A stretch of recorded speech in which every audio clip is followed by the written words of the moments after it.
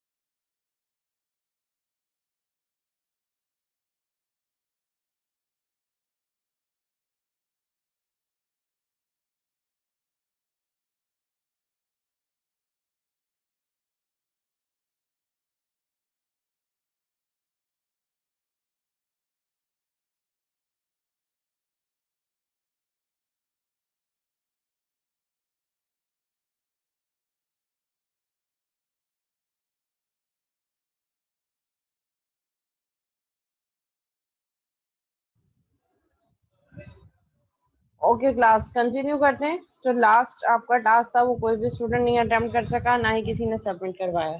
इस एक static constructor बनाना था हार्डली 3 to 4 लाइन्स का, और एक स्टैटिक प्रॉपर्टी बनानी थी। जस्ट ये 2 टास्क आपने करने थे। Any how next topic start करते हैं विच इज स्टैटिक क्लासेस। अच्छा, concept here is that what is the use of static class. जब किसी चीज के साथ स्टैटिक का कीवर्ड लग जाता है तो हम उसका ऑब्जेक्ट क्रिएट नहीं कर सकते। ठीक है, सो अगर हम स्टैटिक किसी भी क्लास को स्टैटिक बना रहे हैं तो उसकी क्या रिक्वायरमेंट है, क्या रीजन हो सकते हैं, और स्टैटिक क्लास को how can we use that static class as well. ठीक है, सो कुछ हमारे पास पॉइंट्स हैं related to static classes. When we are creating static classes there are some points which we have to follow, and that is static class does not have any instance field और method. यानी कि अगर आप किसी class को static बना देते हैं तो उस स्टैटिक क्लास में कोई भी इंस्टेंस फील्ड और कोई भी इंस्टेंस मेथड नहीं होगा। यानी कि किसी भी स्टैटिक क्लास में कोई भी नॉन स्टैटिक फील्ड या नॉन स्टैटिक एट्रीब्यूट नहीं हो सकता। ठीक है, so that is the limitation of static class.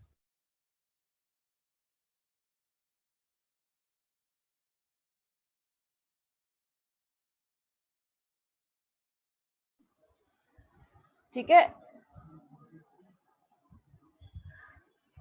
contains only static members means all the methods and members must be static। जो भी आपके पास members होंगे उस क्लास के, जिस क्लास को आप static बना रहे हैं, वो तमाम के तमाम static होंगे। चाहे वो methods हो, चाहे वो members हो। members means fields जो हैं, attributes। it can have default constructor or can have only one constructor without any parameter। ठीक है, आप इसमें सिर्फ और सिर्फ एक ही कंस्ट्रक्टर बना सकते हैं जो कि स्टैटिक कंस्ट्रक्टर होगा, और वो एक ही होगा। पैरामीटराइज कंस्ट्रक्टर आप यूज नहीं कर सकते स्टैटिक क्लास में। एक ही कंस्ट्रक्टर बन सकता है और वो कंस्ट्रक्टर भी स्टैटिक होगा। And no class can be derived from it और इंस्टेंशिएटेड यूजिंग न्यू कीवर्ड।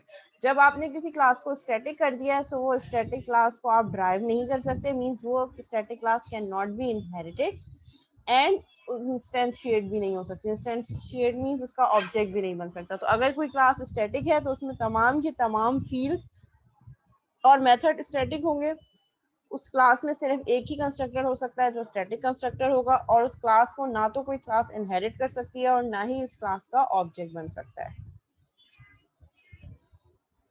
ठीक है, static class can only contain static constructor, और वो एक ही कंस्ट्रक्टर होगा। Static constructor can not have any parameter, और उस स्टैटिक कंस्ट्रक्टर का कोई पैरामीटर नहीं होगा। And access modifiers are not allowed on static constructor. Static constructor में कोई भी एक्सेस मॉडिफायर आप यूज नहीं करेंगे, पब्लिक भी नहीं। ठीक है, so now question here is that कि what will be the need of this type of class, let's say static class की हमें क्या requirement होगी, why would we choose static class? So answer here is that when we have multiple static methods and we don't need to create object for class and just want to access those static methods, so we can create static class. ठीक है, let's suppose यहाँ पे इन्होंने एक example दी है, when to have static class।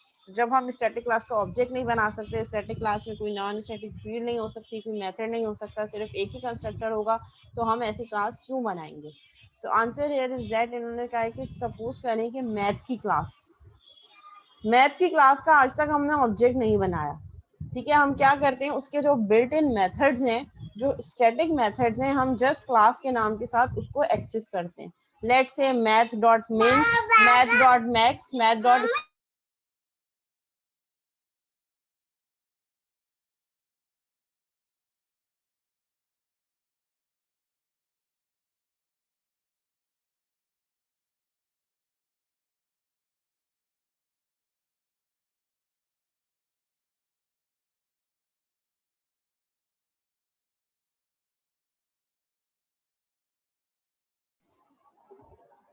ठीक है, तो एग्जाम्पल इन्होंने किस तरीके से दिए कि आपने एक क्लास बनाई जो कि स्टैटिक है और उसमें तमाम के तमाम स्टैटिक मेथड्स हैं, और जब भी आपको उन स्टैटिक मेथड की जरूरत हो, ऑब्जेक्ट क्रिएट करना is not necessary, you just access those attributes or those methods with the name of class. Let's suppose हम यहाँ पे एक कैलकुलेटर का छोटी सी एग्जांपल बना के देखते हैं।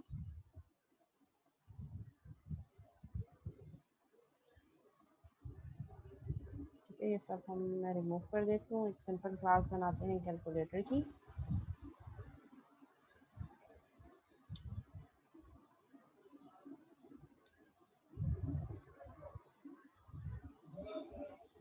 Public class calculator. ठीक है, ये हमारे पास क्लास हो गई।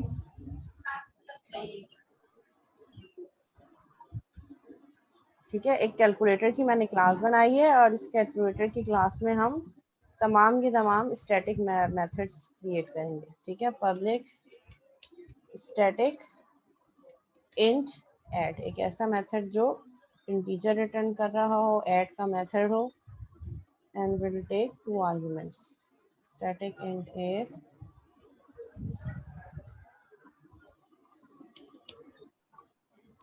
int a, int b। ठीक है, मैंने दो फील्ड्स ले ली और मैं रिटर्न करवा रही हूँ, और मैं कह रही हूँ रिटर्न a प्लस b।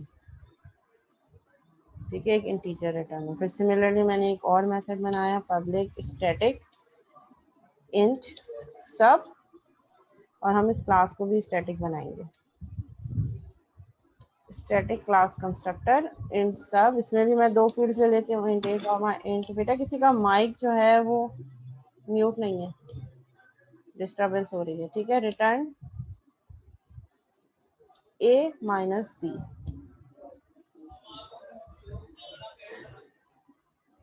ठीक है, सिमिलरली मैंने एक और मेथड बनाया, पब्लिक स्टैटिक इंट मैक्स, जो कि दो नंबर इनपुट ले रहा है, इंट ए कॉमा इंट बी। ठीक है, याद रखना कि ए और बी जो है वो लोकल वेरिएबल्स है। ठीक है, इंट हम कर देते हैं max if a is greater than b, max is equal to a, else if b is greater than a, max is equal to b। ठीक है, और at the end return max. ठीक है, ये मैंने कुछ मेथड बना दिए, स्टैटिक मेथड्स। ठीक है, फिर एक और मेथड बना लेते हैं, पब्लिक स्टैटिक डेसिमल पावर, इसमें भी दो फील्ड ले लेते हैं हम, एक फील्ड ले लेते हैं हम इन बेस और एक इन पावर। ठीक है, ये सारे वो स्टैटिक मेथड में यूज कर रहे हैं। ठीक है, अच्छा बेस का कीवर्ड जो है रिजर्व कीवर्ड है, तो हम इसको यूज नहीं कर सकते। मैं इसको कर देती हूँ बेस इन पावर। ठीक है, यहाँ पे हम कर देते हैं for in I is equal to 1 semicolon I is less than power semicolon I plus plus, और इसमें हम मल्टीप्लाई कर देते हैं, एक फील्ड ले लेते हैं decimal result, result is equal to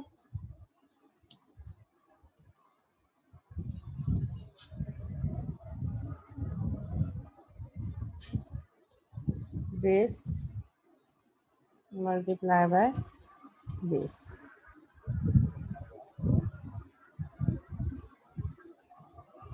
फिर यहाँ पे हम करवा देते हैं रिटर्न रिजल्ट।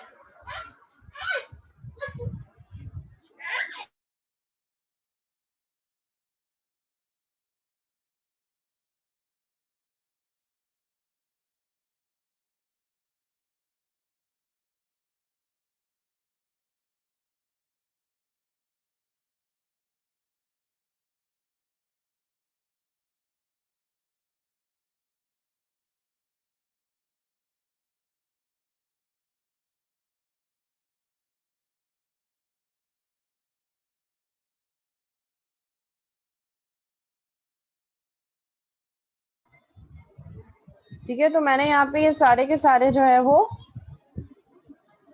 मेथड डिक्लेयर कर दिए स्टैटिक। ठीक है, मैंने एक क्लास बनाई कैलकुलेटर की, पब्लिक स्टैटिक क्लास कैलकुलेटर। ठीक है, और इस क्लास को मैंने स्टैटिक कर दिया, और इस क्लास में मैं जो मेथड यूज कर रही हूँ, मैं वो सारे के सारे मेथड मैंने स्टैटिक बनाए। मैंने एक ऐड का मेथड बनाया है जो कि 2 इंटीजर इनपुट ले रहा है और मैं रिटर्न करवा रही हूँ इंटीजर वैल्यू। तो मैंने रिटर्न करवा दिया a प्लस बी, यानी कि इस ऐड के मेथड में जो 2 इनपुट्स आएंगे उनको ऐड करके रिटर्न कर दे। मैंने एक और मेथड बनाया पब्लिक स्टैटिक इंट, सारे के सारे स्टैटिक क्लास में जो मेथड्स हैं वो सारे के सारे स्टैटिक हैं। फिर मैंने एक और मेथड बनाया पब्लिक स्टैटिक इंट सब int a comma int b, कि इस सब के मेथड में भी 2 इंटीजर इनपुट आएंगे और a में से b को माइनस करके रिटर्न कर दे। फिर मैंने एक और मेथड बनाया public static int maximum, like मैं एक कैलकुलेटर टाइप एक मैंने क्लास बनाई है जिसमें सारे कैलकुलेटर से रिलेटेड मेथड्स हैं। पब्लिक स्टैटिक इंट मैक्स, और ये मैक्स का मेथड 2 इंटीजर इनपुट लिए और फिर उसके बाद मैंने मैक्सिमम वाली कोडिंग कर दी कि एक मैक्स जो एक वेरिएबल डिक्लेयर करे int max is equal to, जिसको बाय डिफॉल्ट a रख दिया। अगर a की वैल्यू b से बड़ी है तो मैक्सिमम a हो जाए, एल से b is greater than a तो मैक्सिमम b हो जाए, रिटर्न हो जाए मैक्स। हमारा कंसर्न इस अंदर के राइट डाउन कोड से नहीं है, हमारा पर्पस ये कि हमने स्टैटिक मेथड्स बनाए हैं ये काम परफॉर्म करने के लिए। अब क्योंकि क्लास स्टैटिक है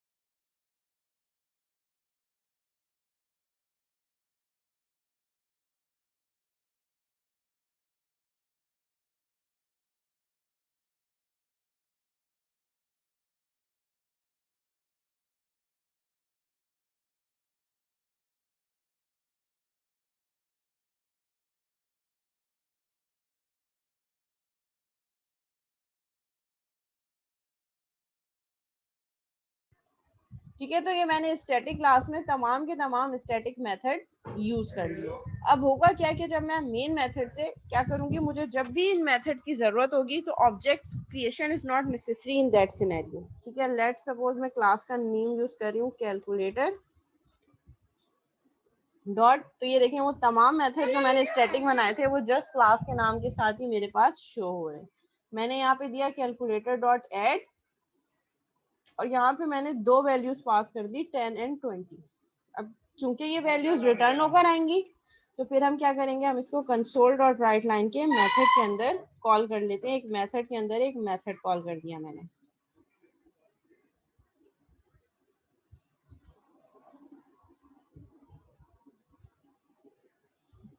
ठीक है, तो इसने क्या कर दिया, कंसोल डॉट राइट लाइन पे अगर आप फॉर्मेटेड स्ट्रिंग भी यूज करना चाह रहे हैं तो मैं फॉर्मेटेड स्ट्रिंग भी हम यूज कर सकते हैं। Result of addition is plus, अब इसको हम रन कर देंगे। So result of addition is 30। Similarly मैं कैलकुलेटर की क्लास का कोई भी मेथड यूज करना चाहूँ मैं यूज कर सकती हूँ विदाउट क्रिएटिंग एनी ऑब्जेक्ट। तो आंसर यहाँ पे जो क्वेश्चन था कि हम कोई भी स्टैटिक क्लास क्यों बनाएंगे जब उसका ऑब्जेक्ट नहीं बन सकता, तो स्टैटिक क्लास हम कोई इसलिए बनाएंगे कि अगर उसमें मल्टीपल मेथड्स हैं जिनको हमें सिर्फ यूज करना है, जैसे हम मैथ की बिल्ट इन क्लास यूज करते हैं, सी शार्प की अपनी बिल्ट इन जो मैथ की क्लास है उसके अंदर तमाम मेथड स्टैटिक है क्योंकि क्लास के नाम के साथ यूज होते हैं।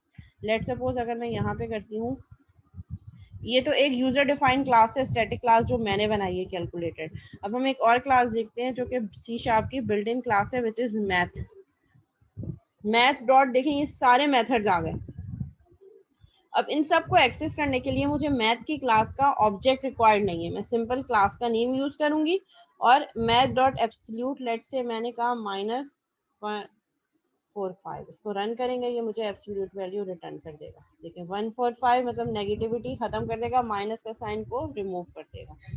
तो जब कभी आपको अपने प्रोग्राम में ऐसी रिक्वायरमेंट हो जहाँ पे object creation is not necessary तो वहाँ पे आप अपनी क्लास को स्टैटिक बना सकते हैं और उस स्टैटिक क्लास में आप इनफिनाइट स्टैटिक मेथड्स यूज कर सकते हैं जैसे मैंने यहाँ पे किया। फिर हम मैक्स का भी, एबीएस का फंक्शन क्या होता है? एबीएस का फंक्शन एब्सोल्यूट फंक्शन, जो भी आप नेगेटिव वैल्यू दे रहे हैं माइनस वो साइन जो है वो रिमूव करके साइन फ्री नंबर रिटर्न करती है। मीन्स अगर कोई नेगेटिव वैल्यू आपने दी है तो उसके एब्सोल्यूट वैल्यू में रिटर्न कर देगी, नेगेटिव साइन उसको रिमूव करके बताएगी। जैसे मैंने -145 दिया है तो ये माइनस को रिमूव करके 145, और अगर 145 होगा तो वो उसको 145 भी रिटर्न करेगी। मीन्स यू बेसिकली जो आपके पास माइनस होता है माइनस के साइन को खत्म कर देती है। ठीक है, मैंने अपनी ही क्लास जो कैलकुलेटर यूजर डिफाइंड क्लास है उसका मैं मैक्सिमम मेथड यूज करना चाह रही हूँ और मैंने दो वैल्यूज दे दी, एक वैल्यू मैंने दे दी 100 और दूसरी वैल्यू मैंने दे दी 500, और यहाँ पे हम प्रिंट कर देते हैं मैक्सिमम वैल्यू इज,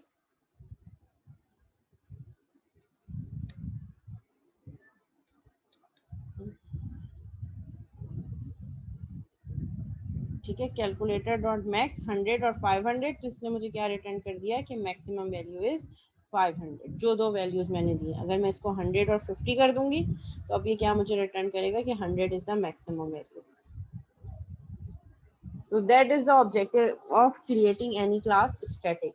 कि without creating object भी आप उस static class को use कर सकते हो through the name of class and you can access those multiple। अभी तो मैंने ये 4 methods बनाए, आप multiple जितने methods बनाना चाहें वो उस method बना सकते हैं, but static class में तमाम के तमाम methods और तमाम की तमाम fields, तमाम के तमाम constructor should be static। और क्योंकि static constructor एक class में एक ही use हो सकता है तो हम इसको बना सकते हैं static, क्लास के नाम के इक्विवेलेंट ही होगा और एक ही कंस्ट्रक्टर होगा, एक से ज्यादा स्टैटिक कंस्ट्रक्टर आप क्लास में यूज नहीं कर सकते। तो स्टैटिक क्लास में हमेशा एक ही कंस्ट्रक्टर होगा। Console dot right line static constructor called. ठीक है, इसको रन कर देते हैं। तो सबसे पहले रिजल्ट ऑफ एडिशन वाले से पहले भी मेरे पास क्या कॉल होगा, स्टैटिक कंस्ट्रक्टर कॉल। सबसे पहले हमारे पास स्टैटिक कंस्ट्रक्टर कॉल हो गया। इसकी मेन की फंक्शनैलिटी भी मैं आपको दिखा देती हूँ। ये देखें, ये 3 स्टेटमेंट थी। इन 3 स्टेटमेंट जैसे ही मैंने कैलकुलेटर कॉल किया, इससे पहले इसने इस क्लास का, कैलकुलेटर की क्लास का कंस्ट्रक्टर, स्टैटिक कंस्ट्रक्टर कॉल कर दिया। जी क्लास यहाँ तक क्लियर है? यहाँ तक कोई क्वेश्चन तो नहीं है? जी रुमैसा क्लियर हो गया?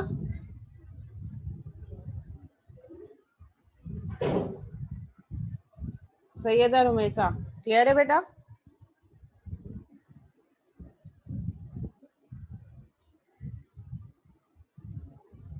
Okay, anyone else? सबको क्लियर है बेटा ये एग्जाम्पल और स्टैटिक क्लास हम क्यों क्रिएट करते हैं?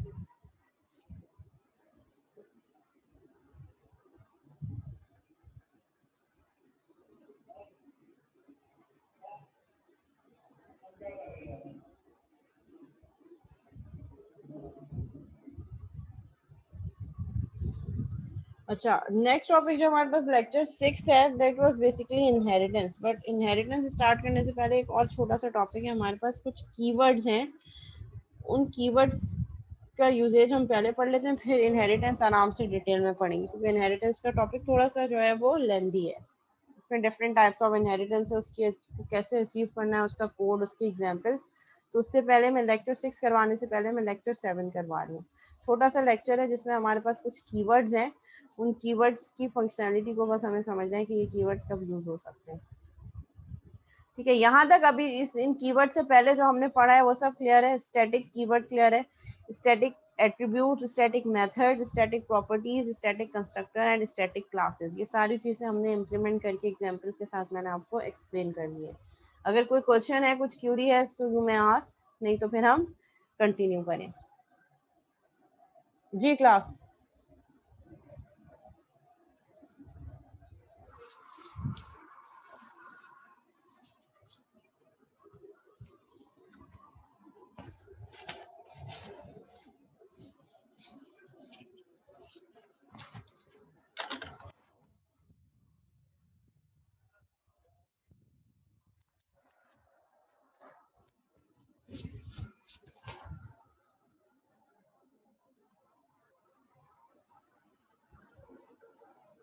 नहीं, स्टैटिक क्लास में तमाम की तमाम चीजें स्टैटिक होंगी। अगर आपने क्लास को स्टैटिक किया है तो उसमें एट्रीब्यूट्स भी स्टैटिक होने चाहिए, मेथड भी स्टैटिक होने चाहिए, कंस्ट्रक्टर भी स्टैटिक होने चाहिए, और if you are using properties तो प्रॉपर्टीज भी स्टैटिक होंगी। स्टैटिक क्लास में कोई भी नॉन स्टैटिक फील्ड यूज करने का कोई पर्पज ही नहीं है, क्योंकि नॉन स्टैटिक फील्ड हमेशा ऑब्जेक्ट के साथ एक्सेसिबल होती है। लेकिन जब आपने क्लास को स्टैटिक कर दिया है तो उस क्लास का ऑब्जेक्ट नहीं बन सकता। तो जब अब किसी चीज का ऑब्जेक्ट नहीं बन सकता तो कोई भी नॉन स्टैटिक फील्ड एक्सेसिबल नहीं होगी। इसीलिए स्टैटिक क्लास में कभी भी कोई नॉन स्टैटिक फील्ड, ना ही कोई एट्रीब्यूट, ना ही कोई मेथड, ना ही कोई कंस्ट्रक्टर यूज हो सकता है। अच्छा जी, next one is constant keyword. ठीक है, कुछ कीवर्ड्स हैं जो हम यूज कर सकते हैं अपने प्रोग्राम में। कांस्टेंट फील्ड क्या है? Contains a compile time determined value that can not be changed at run time. Constant की फील्ड क्या करती है कि जब आपने प्रोग्राम में अगर किसी फील्ड को कांस्टेंट कर दिया है, तो जब आपका प्रोग्राम कंपाइल होगा, रनिंग से पहले, जब भी हम प्रोग्राम को रन करते हैं उससे पहले प्रोग्राम कंपाइल होता है, तो जो भी कांस्टेंट फील्ड है उसकी वैल्यू उसी वक्त उस वेरिएबल को असाइन हो जाएगी और थ्रू आउट सेम रहेगी। It can not be change at run time. Run time पे आप वैल्यू चेंज नहीं कर सकते। वैल्यू सच एज पाई, लेट सपोज हमारे पास पाई की वैल्यू है जो हमेशा सेम है, 3.1472 Avogadro's number, and the circumference of the earth are good examples of constant fields. तो कई दफा हमारे प्रोग्राम में हमें ऐसी रिक्वायरमेंट होती है जहां हमें वैल्यू को फिक्स करना पड़े, ठीक है, and that fix value could not be change at run time. तो उस सिनेरियो को अचीव करने के लिए we can use the keyword constant. Constant fields are static automatically, ठीक है, बाय डिफॉल्ट स्टैटिक है, सबके लिए सेम है, लेकिन उसके लिए हम कभी भी जो है वो स्टैटिक का कीवर्ड एक्सप्लिसिटली नहीं लगाएंगे, क्योंकि by default constant fields static ही होती हैं। लेकिन हम कांस्टेंट के साथ स्टैटिक का कीवर्ड कभी भी एक्सप्लिसिटली नहीं लगाएंगे, अगर लगाएंगे तो वो हमें एक एरर देगा। Declaring a constant field as static explicitly will cause a compile error.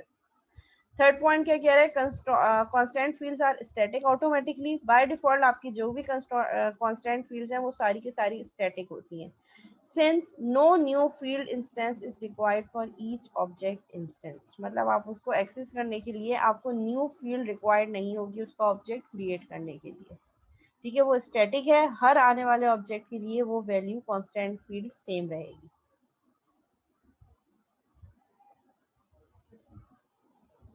For example class convert unit की एक क्लास है जिसमें हमने दो कांस्टेंट फील्ड यूज किए हैं, एक फ्लोट और एक इंटीजर। फ्लोट वाली है सेंटीमीटर्स पर इंच कितनी सेंटीमीटर्स होते हैं, 2.54 float, and that is same, और ये चेंज नहीं होगा थ्रू आउट, यही वैल्यू रहेगी जब आपका प्रोग्राम कंपाइल होगा, कंपाइल टाइम पे ये 2.45 इस वेरिएबल को असाइन हो जाएगी और रन टाइम पे कभी भी चेंज नहीं हो सकती। इसी तरह कप्स पर गैलन 16, पर गैलन कितने कप्स होते हैं, 16, तो इसको भी हमने कांस्टेंट बना दिया, ठीक है। तो कोई भी ऐसी चीज या कोई भी ऐसी वैल्यू जो आपको लग रहा हो कि इसकी वैल्यू सेम रहेगी and throughout the program change नहीं होगी, तो आप उसको कांस्टेंट बना सकते हैं, ठीक है। और कांस्टेंट का कीवर्ड क्या है, CONST, const. Next keyword is read only keyword.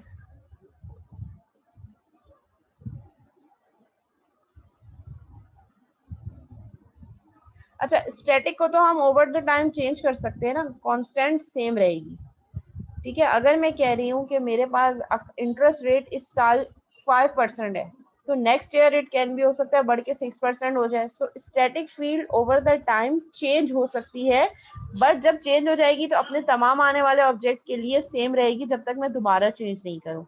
लेकिन पाई की वैल्यू स्टार्ट से लेकर 3.14 ही है, वो कभी चेंज नहीं होगी, वो कांस्टेंट रहेगी, उसको हम आगे जाके कभी एडिट नहीं कर सकते। स्टैटिक फील्ड को एडिट कर सकते हैं जबकि कांस्टेंट फील्ड कभी भी एडिट नहीं हो सकती, ठीक है। हो सकता है आज बैंक इंटरेस्ट रेट इतना दे रहा हो, नेक्स्ट ईयर कुछ और चार्जेस हो, तो static field can be change over the time, लेकिन एक दफा चेंज हो गई अपने बाद आने वाले तमाम ऑब्जेक्ट के लिए सेम रहेगी जब तक दोबारा से अपडेट ना हो। मींस कि हम कांस्टेंट स्टैटिक फील्ड को अपडेट कर सकते हैं जबकि constant field through out same रहेगी।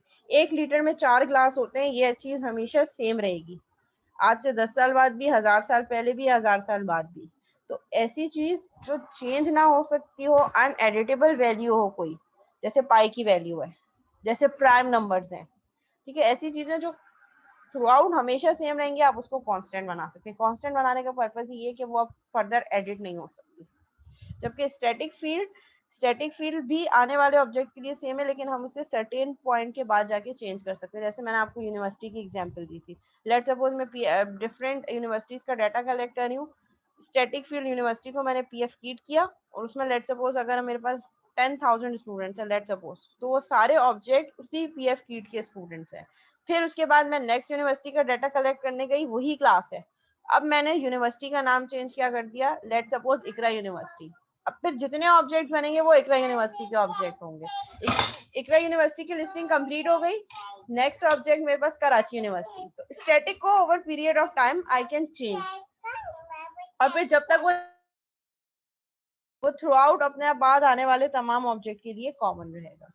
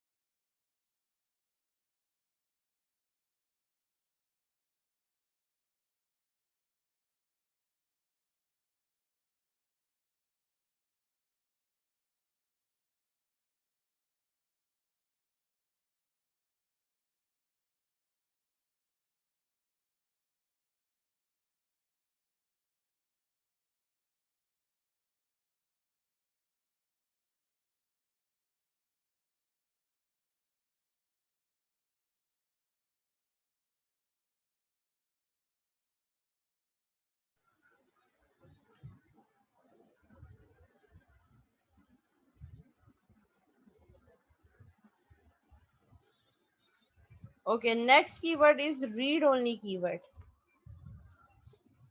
ठीक है, ऐसा कीवर्ड जिसको हम सिर्फ रीड कर सकते हैं और मॉडिफाई कर सकते हैं just from inside the constructor और डायरेक्टली ड्यूरिंग डिक्लेरेशन। ऐसी फील्ड जिसको हम जब डिक्लेयर कर रहे हो तभी वैल्यू असाइन कर सकते हो, या उसकी मॉडिफिकेशन हम कंस्ट्रक्टर के अंदर कर सकते हो, तो उस फील्ड को हम कह रहे हैं रीड ओनली कीवर्ड। ऐसा कीवर्ड जिसकी वैल्यू हमने असाइन कर दी, whenever we declare the variable, हम उसकी फील्ड को इनिशियलाइज कर रहे हैं, वैल्यू इनिशियलाइज कर रहे हैं, तब उसकी वैल्यू को हम अपडेट कर सकते हैं और हम उसकी वैल्यू को मॉडिफाई कर सकते हैं इनसाइड द कंस्ट्रक्टर, यानी कि कंस्ट्रक्टर के अंदर उसकी वैल्यू मॉडिफाई हो सकती है या सिर्फ डिक्लेयर करते वक्त, उसके अलावा हम उसकी वैल्यू को अपडेट नहीं कर सकते। Unlike constant fields, read-only fields can vary from one instance to the next। ठीक है, अब वो कह रहे हैं कि जिस तरह हमने constant field तो देखा ना कि थ्रू आउट सबके लिए सेम रहेगी, read only fields can vary from one object to the next, यानी कि हर ऑब्जेक्ट के लिए रीड ओनली की अपनी ओन कॉपी हो सकती है। कांस्टेंट तो सबके ऑब्जेक्ट के लिए सेम है ना, रीड ओनली की वैल्यू वेरी कर सकती है ऑब्जेक्ट टू ऑब्जेक्ट। हो सकता है एक ऑब्जेक्ट के लिए रीड ओनली की वैल्यू कुछ और हो और दूसरे ऑब्जेक्ट के लिए रीड ओनली की वैल्यू कुछ और हो, तो यहाँ पे हमारे पास वेरिएशन आ सकती है।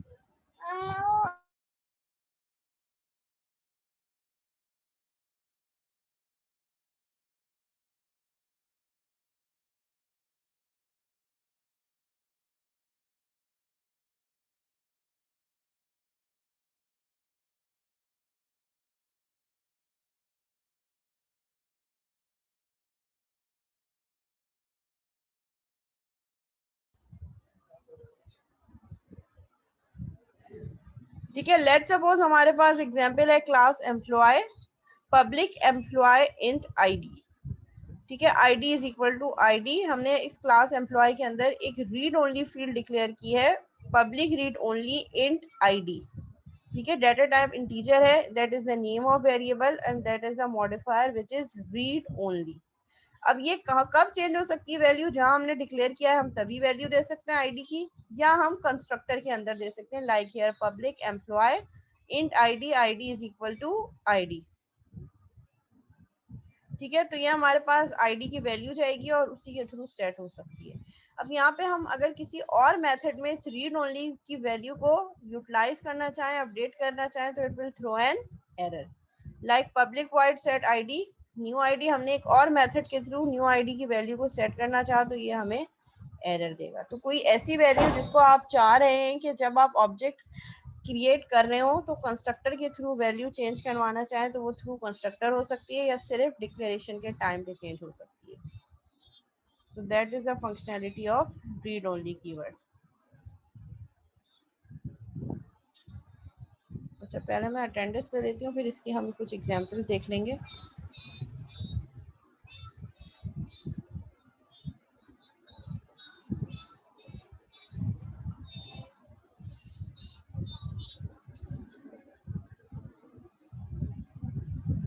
नेम कॉल कर रही हूँ, जिसका नेम कॉल करूँ वो चैट पे अपनी अटेंडेंस मुझे सेंड कर दे, सेशन 1 की।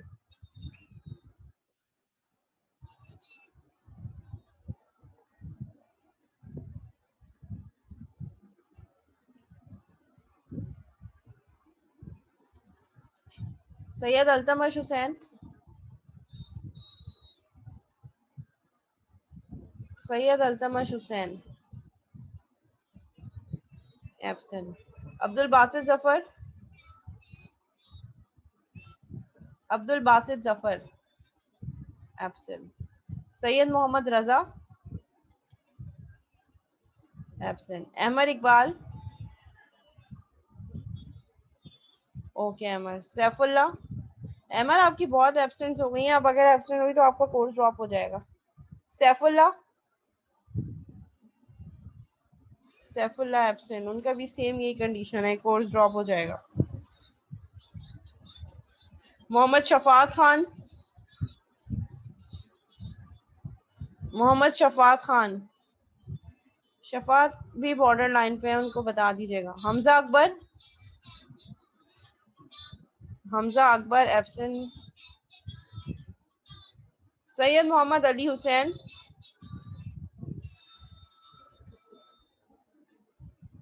सैयद मोहम्मद अली हुसैन एब्सेंट। अब्दुल राफे सिद्दीकी, अब्दुल राफे सिद्दीकी। बस उनके नेट का थोड़ा सा इशू चल रहा है, वो कनेक्ट हो रही है। सुमेरा महफूज। Ma'am present.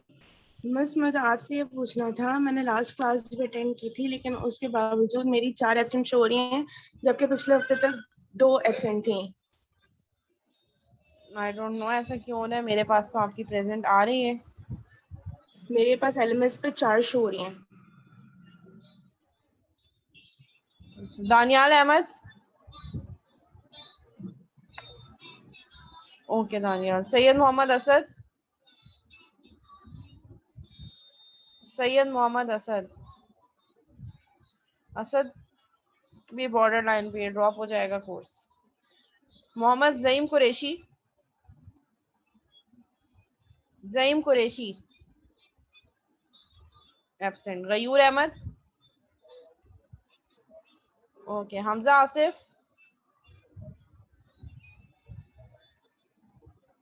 Okay Hamza.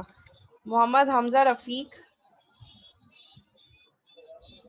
Mohammad Hamza Rafiq, okay Hamza. Taha Siddiqui, सादुर Rahman,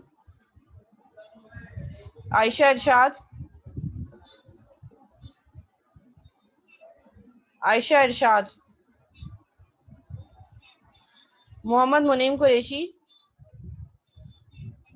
present ma'am. Okay.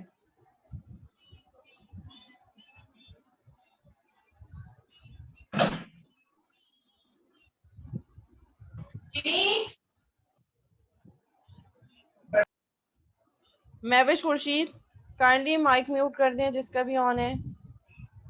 Okay Ayesha लगा दी आपकी अटेंडेंस। सैयद मोहम्मद गाजी, ओके गाजी। Syed Mohammad Ramiz, Sumera Rashid, okay. Mohsin Shabir, Talha Jabbar, okay Talha. Farzan Ali Khan, Farzan Ali Khan. Mohammad Sufiyan, okay Sufiyan. Mohammad Mustafa,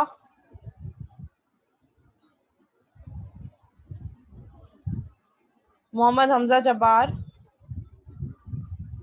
Mohammad Hamza Jabbar. Syeda Rumesa, 3 Hamza हैं इस क्लास में। मोहम्मद हतीम, अली काजमी,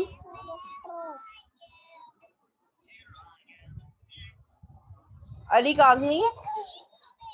सुलेमान जिया एब्सेंट। अली काजमी एंड सुलेमान जिया भी बॉर्डर लाइन पे हैं। ओके एनीवन एल्स जिसका नेम मिस है या नेम कॉल नहीं हुआ? Ma'am ma'am Hamza Akbar present ma'am. Hamza Akbar. Hamza आपकी तो क्लास चल रही थी यस अभी मैम। दूसरी ईआरपी की। मैम दोनों चल रही है, यहीं अटेंडेंस यहाँ भी मैंने ऑन किया मैम, वहाँ भी ऑन किया हुआ, दोनों ही ले रहा हूँ मैम। क्या बात है आपकी हमजा, दो क्लासेस एट मैम अ क्या टाइम ले रहे बोले, हैं। कुछ समझ में मैम कुछ नहीं आ रहा है, ना उधर ध्यान जा रहा है ना इधर जा रहा है बस। हाँ जी। जी मैम। अच्छा ठीक है मुस्तफ़ा, अपनी आईडी बताएं। 12070 आपका नेम कहाँ चला गया? 12070 डाटा आपका चला गया मेरे पास से।